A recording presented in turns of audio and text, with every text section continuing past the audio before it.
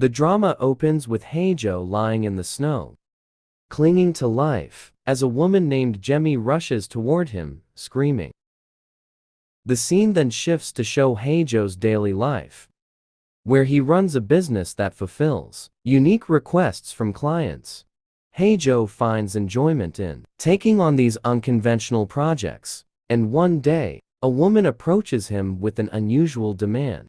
She wants him to kidnap her from her wedding, although his partner Giho warns him against it, especially because her fiancé is a gang leader. Heijo agrees. On the day of the wedding, Heijo crashes the event and rescues the bride on his motorcycle. However, as they flee, Heijo is hit with a painful memory of his own abandonment by his parents, causing him to lose focus. He crashes the bike and wakes up in the hospital to find that the woman has already escaped to the airport after robbing her fiancé of a significant amount of money. He soon learns that she planned the entire scheme herself. In the hospital, Heijo receives shocking news. He has inherited a rare brain disease from his biological father and has only 3 months left to live. Meanwhile, we meet Jemmy, who is believed to be 8 weeks pregnant, at a jewelry store to get her groom's family heirloom ring fitted. Later, at the gynecologist, she discovers her groom had lied about the pregnancy to gain approval from his 500-year-old family, which places great importance on lineage and legacy. Soon after, Jemmy learns she's experiencing early menopause, causing her to lose control in a fit of distress. At the hospital, Heijo chances upon her tantrum and learns about her situation. Here we find out the two were in a relationship for 3 years before breaking up, as Jemmy wanted children while Heijo did not. Back at her in-laws, Jemmy is terrified, worrying about the consequences when the family discovers she cannot bear an heir. She tries to run away at night, but hesitates and stays. The next day, she appears cheerful as she prepares for her wedding, while Heijo decides to close his business and leave to find his biological father, feeling angry about his predicament. Meanwhile, the gangster refuses to believe his fiancée planned the escape, so he decides to pursue Heijo to make him pay for stealing his bride. Heijo ends up at Jemmy's wedding, intending to convince her to leave with him. The next scene shifts into Heijo's story. His so-called parents had him after a long struggle, eventually conceiving him through IVF. After his father recovered from cancer, Heijo was cherished deeply. However, his world shattered at the age of 8, when his parents discovered that the clinic had made a mistake, and Heijo was not actually his father's biological child. Both parents rejected him, and after enduring this for some time, Heijo eventually ran away. Heijo tells his story to the patients at the clinic, eventually threatening the doctor into giving him information about his birth father. Next, we see Heijo at Jemmy's wedding, where the scene shifts to her groom, Io, Young, entering her room and coming across Heijo. Heijo lies, claiming to be Jemmy's friend from the orphanage, while Jemmy tries to get Heijo out of the house. Before meeting with Young, Heijo ends up kidnapping her, and Jemmy accidentally knocks her head in protest. Falling unconscious, chaos ensues at Young's family. One of the family employees had seen Heijo kidnapping Jemmy and informs Young's mother, the family head. Heijo now has 2 people chasing him, as a gangster has captured Giho and forces him to track down Heijo's location. Meanwhile, Jemmy makes several hilarious attempts to escape, but they all fail. It's revealed that it was Hyung who had kept Heijo from leaving by lovingly gifting her a beautiful pair of shoes for their wedding, and Jemmy made him promise to find her if she ever tried to run away. Heijo and Jemmy arrive in an empty town to change clothes, where Jemmy tries to contact Hyung using the shop owner's phone. Later we find that She successfully sent a voice message to Hyung with her location, and Hyung sets off to find her. Without informing his family, Jemi and Haejo then eat dinner at a restaurant, where Haejo secretly plucks a strand of the owner's hair and sends it for paternity testing through his shady contacts. Later, Haejo realizes he has lost his wallet and asks the owner if they can spend the night. They are able to secure a room for free. As they talk, things become awkward when Jemi reveals that she once wanted to stay with Haejo. When Haejo falls asleep, Jemi tries to escape, but hears him mumbling, "Don't go in his sleep." A flashback where Haejo dreams about an encounter with his parents, who had abandoned him. He once had an accident with his former father, and we learn that the couple had moved on and had another child. This is when Haejo wakes up and comically ties Jemi up in the room. While Haejo meets his contact to conduct a paternity test, we discover that he has a list of 5 potential candidates who could be his father. In earlier days, sales representatives from pharmaceutical companies used to donate their sperm in exchange for clinics purchasing their drugs. Back in the room, Jemi attempts to run away, but to no avail, as Haejo arrives before she can leave. As the two remain awkward due to Jemi's embarrassing confession, we find out that Haejo and Jemi first met on the same day he encountered his former family. Since she had been kind to him, Haejo finds her the next day at her daycare job and asks her out, marking the beginning of their relationship. The following day, Young ends up at the police station searching for Jemi, plastering the town with posters of her. Meanwhile, the gangsters are on their way to find Haejo, thanks to Giho tracking him through his phone. Amidst this chaos, Haejo reveals the true nature of the restaurant owner and his potential father's family, as the owner's sons begin to fight over inheritance. The owner reveals he had known about the situation all along. Haejo then receives the paternity test results, learning that the owner is not his father, so he prepares to leave with Jemi. At this moment, Haejo sees Hyung approaching and once again kidnaps Jemi. Just as Hyung, the police and the gangsters converge on the restaurant. The police arrest the gangsters, while Hyung chases Haejo in a police car. He catches up, but accidentally tases himself and passes out. Haejo also loses consciousness due to intense pain in his head as the police finally catch up. The next thing we see is Haejo waking up alone with no sight of Jemi. Meanwhile, Young is put behind bars along with the gangsters. John, one of Young's mother's men, picks Young up from the police station, and we learn that Jemi stayed with Haejo. She begins to weep as Haejo sits beside her and blames him for all her problems, saying she couldn't have children even before her condition worsened. She tells him that either one of them has to die for the other to survive, and seeing her in pain, Haejo agrees to die in exchange for Jemi staying with him until the end. A flashback where Hyung has been kneeling outside for 2 days to get permission from his family to marry Jemi. Jemi arrives at the house to stop Hyung and protect him from his mother's wrath. At this moment, Young claims that the couple is pregnant, forcing his family to agree to their union. The scene cuts to the point where both Young and Haejo are unconscious. Jemi apologizes to Hyung as she hides Haejo. She later reveals to Haejo that she wasn't sure if she would be happy, knowing she put a stop to Hyung's 500-year-old family legacy. She then calls Young, who is still at the police station, intending to tell him she lied to him, but she is cut short when Haejo arrives and takes her. Haejo convinces Jemi to wander with him for a while, searching for his biological father.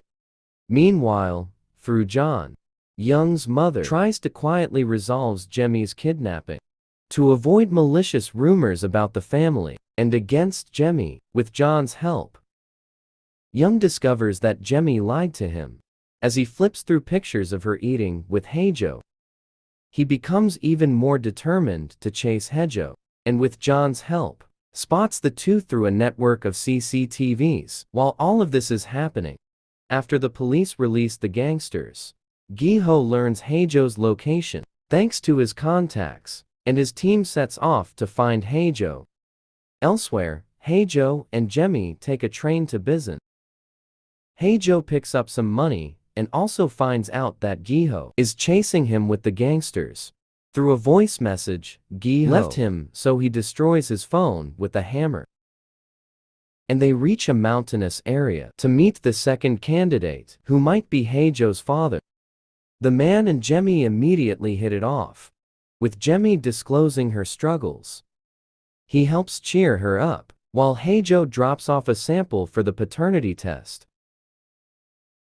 Heijo consoling Jemmy while she weeps, even though is suffering through his own painful scene. Due to an illness, he's kept from Jemmy. The scene shifts Jemmy's story about her failed attempts to get adopted.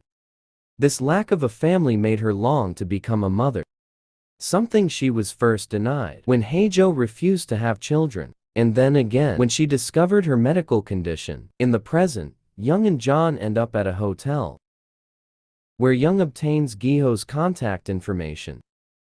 Meanwhile, Heijo wakes up in the middle of the night, searching for his medicine. The man offers him the medicine and takes him outside to a fish market, affectionately referring to Heijo as his son. This warms Heijo's heart, and they share a touching moment, as the man expresses concern for Heijo. While they're out, Jemmy tries to run away after finding the house empty, but ultimately decides to return. Elsewhere, Hyung contacts Gi-ho, clarifying that his bride was kidnapped. Rather than running away voluntarily, Gi-ho relays this information to the gang leader, but the leader remains determined to capture Heijo. Gi-ho later shares Heijo's location with Young. The following morning, the man leaves for work, telling Jemmy he considers Heijo his son, regardless of the paternity test results, and asks her to convince Heijo to stay with him for a while. Later, as Heijo sleeps, Jemmy picks vegetables in the forest, where she encounters the gangsters and runs. Young, who happens to be nearby, also crosses paths with the gangsters. Meanwhile, Heijo and Jemmy discover that the man has stolen their money, and they rush to leave before the gangsters arrive. On their journey, Heijo receives the results of the paternity test, though the verdict remains unknown. They follow clues from the man's calendar, which lead them to a gambling den at the port. There the man reveals his true colors. Attempting to manipulate Heijo, Jemmy intervenes, keeping Heijo from killing him. When she questions whether the man is truly his father, Heijo responds with a no. He then tells Jemmy to go back, as he no longer finds their wandering enjoyable. This triggers an emotional outburst from Jemmy, leading Heijo to kiss her unfortunately. Young arrives just in time to witness the kiss, with John attempting to block Young's view to prevent him from getting hurt. The next scene shifts Young's backstory and how he met Jemmy. He'd been uncomfortable with every woman his mother introduced him to, as each one reminded him of his mother in some way. Then he met Jemmy, who had just been kicked out of Young's mother's cooking class. The two started dating and Hyung proposed. After just 2 months back in the present, Hyung finally reunites with Jemmy and embraces her, only wanting to take her home. However, they soon hear Heijo being pursued by gangsters, and chaos ensues. John steps in to protect Young from the gangsters, as the three escape on a boat headed to nowhere. Later that three wake up on a deserted island without any cell service. Jemmy tells Young the truth about her menopause, and is relieved to know she didn't leave him because of Heijo. While they're stranded, Hyung and Heijo engage in subtle competitions, vying for Jemmy's attention. Hyung finds out that Haejo is Jemi's ex-boyfriend, and the two end up bickering while fishing, until Jemi arrives to scold them. Later, Hyung drags Haejo along while he relieves himself in the wild, hoping to keep him away from Jemi. This is when Haejo collapses with a seizure, and Hyung tries to help him using acupuncture needles he carries. Haejo then opens up about his illness, and in a moment of vulnerability, asks if he can call Hyung's older brother. Though Hyung refuses, there's a newfound camaraderie between them still. Haejo tries to persuade Jemi to leave without Hyung, but she refuses. When Haejo wanders alone, he's attacked by the gang. Boss Hyung and Jemi rush to his aid, but Jemi gets stabbed just as the police arrive. In the distance, a flashback of Haejo and Jemi watching a gangster film, during which Jemi says that if she were dying, she wouldn't ask for a kiss, she would curse in the present. That's exactly what she does, bringing Haejo to tears later. Jemi is rushed to the hospital. Hyung spends days nursing her, despite his mother's disapproval, when she discovers that Jemi hadn't been pregnant. Meanwhile, Haejo, shocked and overcome with guilt, remains in bed, clutching Jemi's shoe at his landlady Bongseok's house, who is also his friend. We later learned that Gi-ho and Hyun had installed a GPS tracker on both their phones, which is how the police find the three on the deserted island days later. Jemi is taken to Hyung's house, although his mother forbids Hyung to see her. Back at Bongseok's house, Haejo is still mopping in bed until Bongseok pretends to throw away Jemi's shoe. To get him up, it's revealed that Jemi had cherished the shoe since she'd saved it from being abandoned by everybody else, just like she and Haejo. This is also when Haejo and Bongseok's story is revealed. After Haejo ran away from home, he'd been scrounging for food in dumpsters until he followed Bongseok back to her house. She'd given him food for several days, until she put him to work at her club. Eventually, he became everybody's errand boy, which led him to open his own errand-running business. Suddenly, while on their way, Haejo decides to go and see Jemi with Bongseok. Elsewhere, Jemi wakes up and reveals the truth about her menopause to Hyung's mother, who's completely against her relationship with Hyung. Jemi agrees to leave, but asks Hyung's mother to stop being harsh on her beloved son, whom she'd had after much struggle.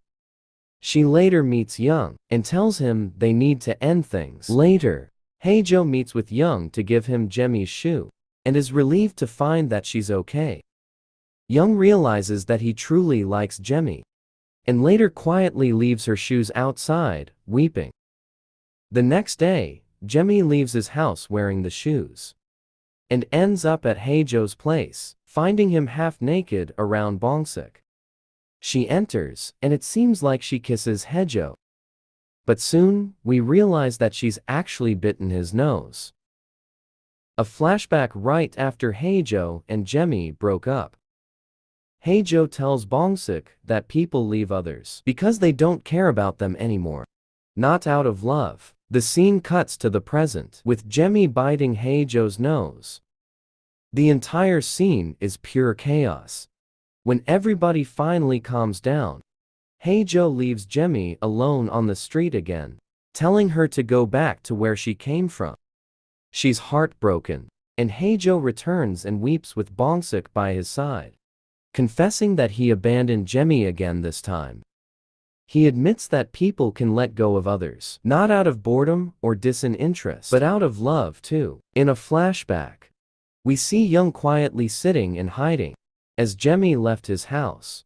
Letting her go out of his love for her suddenly begins pouring. And after 30 minutes of drama, Haejo goes looking for Jemi, and finds her at the errand house. She'd waited for him to find her, just like she did when they first broke up. Haejo finally caves in and kisses her. The couple finally reconciles as Jemmy reveals that she'd found their couple rings that Heijo had kept inside his fish tank. In another flashback, we learn that Jemmy did not know her real birthday, so she celebrated her birthday on a random day every month. This is when Heijo gifted her the couple rings, promising to find out her real birthday. All this happens in the backdrop of Young being a complete mess after Jemmy leaves him. Meanwhile, Giho sets Heijo up with his half-sister, who turns out to be the girl who'd put in a request to find her brother. Heijo learns that her parents are getting a divorce, and her father isn't very interested in her, but she still loves him for giving her life. She leaves Heijo with the idea that being alive is fun. Later, Giho tracks Heijo's third biological father candidate, and it turns out to be a company owner. As Heijo goes back home, he forgets the apartment password and waits for Bongsuk and Jemmy to return, who are on a mission to get Bongsuk's money back from an employee who'd stolen from her. A little while later, Heijo collapses in front of Jemmy and Bongsu. A flashback showing how Jemmy was once scammed by someone, posing as her aunt to extort money from her. Thankfully, Heijo had managed to get it back for her. The scene cuts to Heijo in the hospital, as Bongsuk and Jemmy finally learn about his terminal illness. While Heijo is unconscious, Jemmy decides to fulfill his wish to find his birth father and causes a commotion, trying to obtain a DNA sample from the company owner. Eventually, she succeeds in getting the sample and sends it in for a paternity test. While Jemmy is away, Heijo dreams about talking to his sister, telling her how the plankton in the sea, despite aimlessly floating at the bottom of the food chain, are actually cool because they sparkle in the ocean water and produce oxygen for all living beings. In the dream, he says goodbye and decides to go be with the plankton in the sea. Just as Heijo experiences cardiac arrest in real life, when Jemmy returns, she finds Giho and Bongsuk in complete disarray and learns that they almost lost Heijo, but the doctors thankfully brought him back. While staying by Heijo's side, Jemmy recalls his wish to die while looking at the blue sky and tries to take him outside. Sadly, all the taxi drivers mistake Heijo for a dead body, and no one agrees to take them. This is when Heijo regains consciousness at the bus stop, with Jemmy still trying to hail a cab. Meanwhile, Hyung drifts through the city aimlessly as his family attempts to contact him. His mother shares with John how precious her son is to her, expressing guilt and regret for pushing him to the point of running away. Eventually, they receive an accidental call from Hyung, who is wreaking havoc at a club, prompting them to search for him. Meanwhile, Jemmy and Heijo begin their journey to visit the fourth candidate, who might be Heijo's father. After the paternity test returns negative for the third candidate, however, it turns out that Heijo had actually arranged for Jemmy to meet her biological mother instead, as he leaves her to talk to her mother so that Jemmy can finally learn her real birth date. The scene shifts to Hyung, who appears like a hallucination of Heijo's, arriving as Heijo weeps over abandoning Jemmy yet again.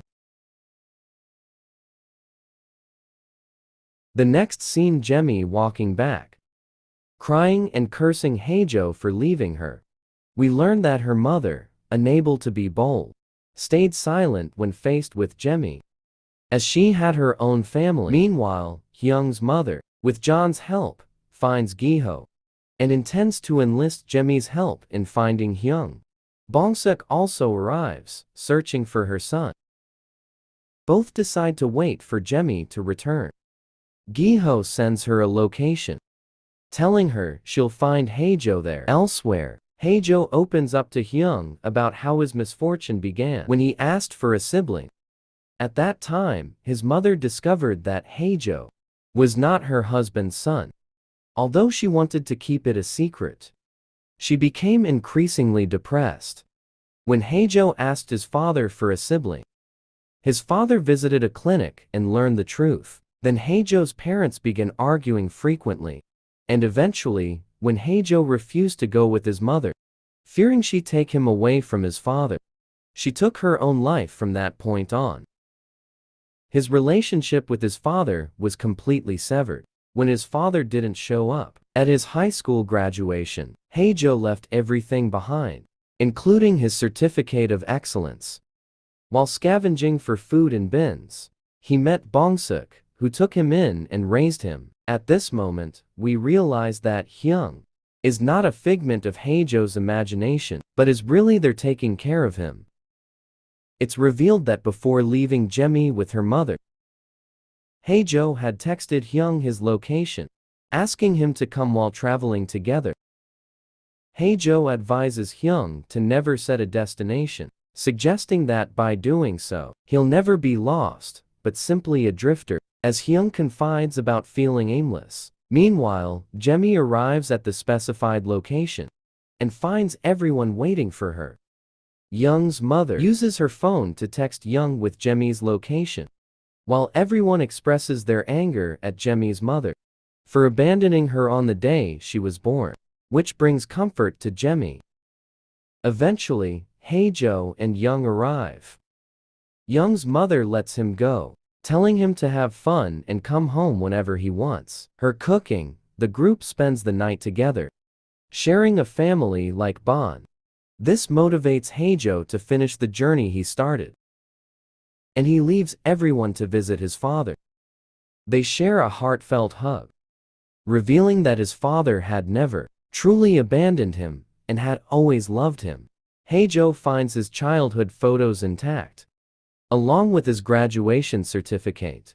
While there, Jemi comes to pick him up, and together they leave on a journey. Heijo's estranged father, who is not his biological father, finds "I'm your son" written on his business card, which brings tears to his eyes after Heijo has left. As they travel, we learn that Hyung has truly become a drifter, creating his own travel video streaming channel. Heijo and Jemi spend their days together. Later, Heijo collapses in the snow and dies peacefully, looking at Jemi, smiling at him through her tears. And here is this drama end. Thanks for watching, guys.